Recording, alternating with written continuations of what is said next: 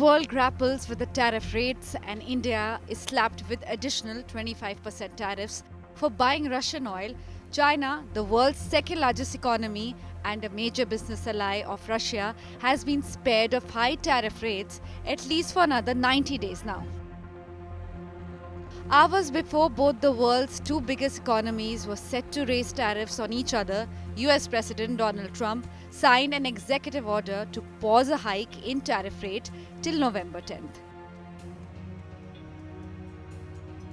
The truce means that the US tariff on China remains at 30%, while China maintains the 10% tariff on the US. A joint statement was issued on China-US economic and trade meeting in Stockholm.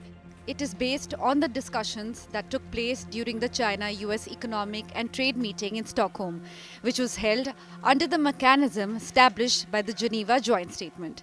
The representative from the Chinese side for this meeting was He Lifeng, Vice Premier of the State Council, and the representatives from the US side was Scott Bessent, Secretary of Treasury, and Jamieson Greer, United States Trade Representative.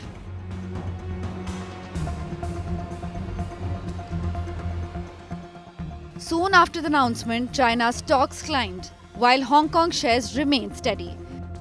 China markets have been trending higher in recent weeks as investors priced in positive signals from the US-China trade talks in Geneva, London and Stockholm, which focused on bringing retaliatory tariffs down from triple-digit levels. Many trade analysts hope to see the reshoring of global businesses. As we're looking at a more volatile trade environment right now, the reshoring, the supply chain diversification will continue onwards, but it may not accelerate as fast as it used to be, primarily because the multinationals that have already diversified their supply chain probably will not need to continue to do so. I think what we may see, which is actually against the trend, is that we might start seeing some more reshoring back to China. Some also say the timing of the extension till early November is very crucial. There will be a surge in seasonal imports of electronics, apparel and toys at lower tariff rates for the Christmas season.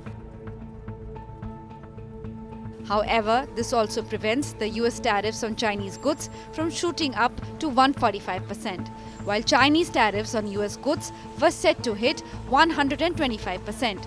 The tariff truce also gives time for negotiations and enable a framework leading to a Trump-Xi meet later in 2025. The order also serves to stabilize the global market, which earlier in the year had faced major upheavals due to US-China trade war. Though Trump has tried to stable US trade ties with China, it has not levied any additional tariffs on China for purchasing Russian oil. Meanwhile, US chip makers Nvidia and AMD have reportedly agreed to hand over 15% of their revenue from advanced AI chip sales to China to the US government. This unprecedented agreement clears the way for export licenses to resume following earlier restrictions. With Mahashweta Lala, Bureau Report, India Today.